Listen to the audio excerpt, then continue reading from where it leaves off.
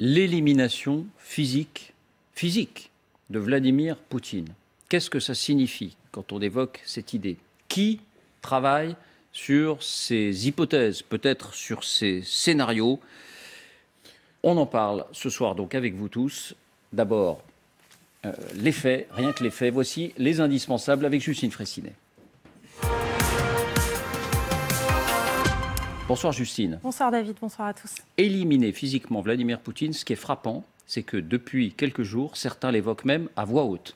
Oui, ça peut sembler digne d'un film d'espionnage, mais effectivement, un ministre des Affaires étrangères européen l'a pourtant formulé publiquement. C'est Jean Asselborn. Pour lui, Vladimir Poutine est, je cite, un bandit et un dictateur. Et si le peuple russe savait tout, eh bien, il renverserait le Kremlin. Il a donc déclaré en direct à la radio luxembourgeoise. C'est peut-être tout ce qu'on pourrait souhaiter, que Poutine soit réellement, physiquement éliminé pour arrêter tout ça. Jean Asselborn a ensuite présenté ses excuses, mais en tout cas, le propos a bel et bien été prononcé. Oui, il s'agit du ministre des Affaires étrangères luxembourgeois. Alors c'est vrai qu'il est habitué à avoir des propos souvent un peu tranchants, un peu cash, comme on dit en bon français.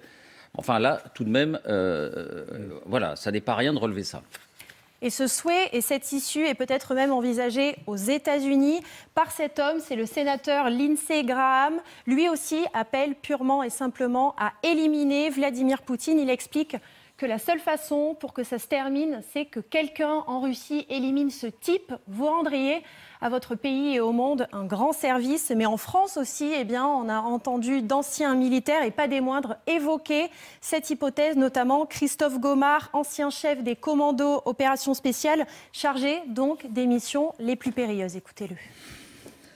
Alors tuer les dictateurs a toujours été effectivement un des objectifs de certains. Donc oui, il est toujours, c'est une des actions possibles.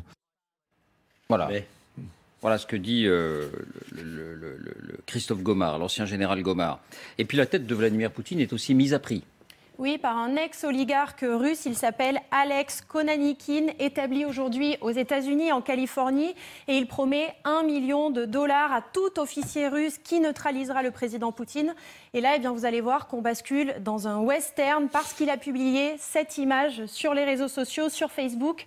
Wanted, dead or alive, recherché, mort ou vif. Le post a été supprimé depuis, mais en tout cas, la récompense, elle, tient toujours.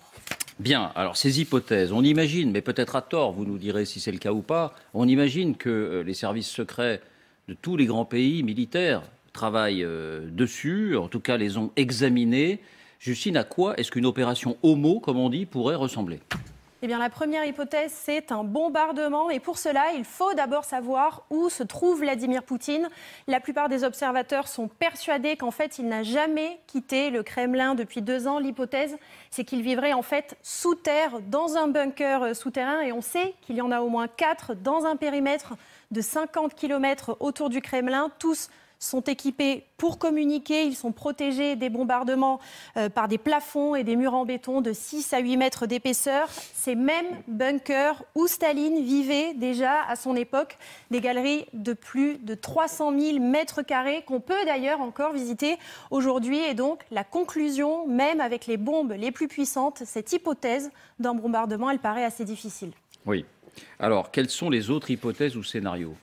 Eh bien, une attaque, mais menée avec des complicités, que ce soit un empoisonnement ou une attaque par arme à feu.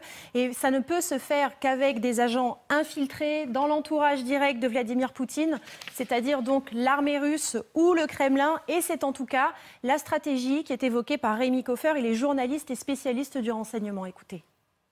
Les services secrets occidentaux doivent penser à tout.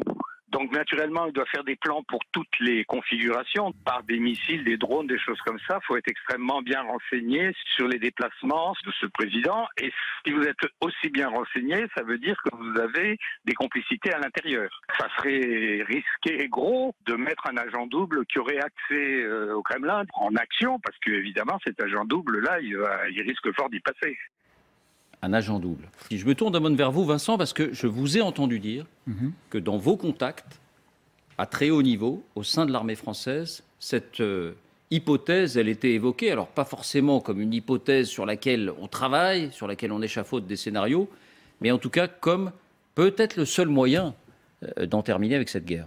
Je cite un ancien officier général de l'armée de l'air qui me disait, voilà, 48 heures, la seule solution à ce stade, c'est une balle de 9 mm dans un corridor du Kremlin.